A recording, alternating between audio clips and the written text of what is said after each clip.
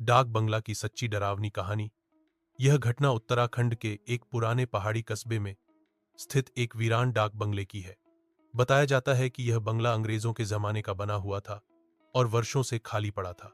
गांव वाले शाम ढलते ही उस इलाके से गुजरने से डरते थे, क्योंकि वहां अजीबो गरीब आवाजें सुनाई देती थीं, किसी के चीखने, रोने और जोर जोर से दरवाजे पीटने की।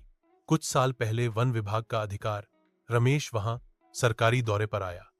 उसे रात गुजारने के लिए कोई और जगह नहीं मिली, तो मजबूरन उसे उसी डाक बंगले में रुकना पड़ा। स्थानीय लोगों ने बहुत समझाया कि रात को वहां मत रुकना, पर उसने उनकी बात को अंधविश्वास मानकर नजरअंदाज कर दिया। शुरुआत में सब ठीक था, लेकिन रात करीब 12 बजे अचानक कमरे का तापमान गिरने लगा।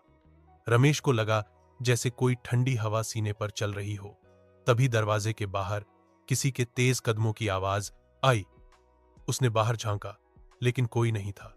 फिर अचानक कमरे की बत्ती अपने आप जल बुझने लगी। दीवार पर खून से लिखा एक संदेश उभर आया, यह मेरी जगह है, भाग जा।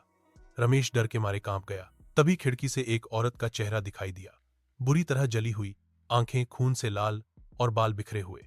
वह दरवाजे के पास आकर जोर जोर से चिल्लाने लगी, मेरे साथ धोखा हुआ बॉट, मुझे इंसाफ चाहिए। रमेश बेहोश हो गया। अगली सुबह वह गांव के एक खेत में बेसुध पड़ा मिला।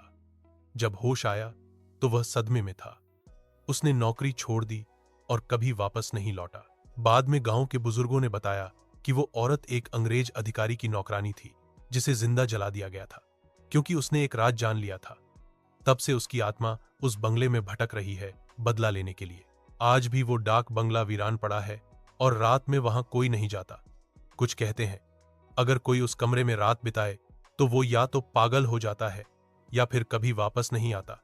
क्या आप वहां एक रात बिता पाएंगे? अगर आपको वीडियो पसंद आ रही है तो एक लाइक जरूर करें।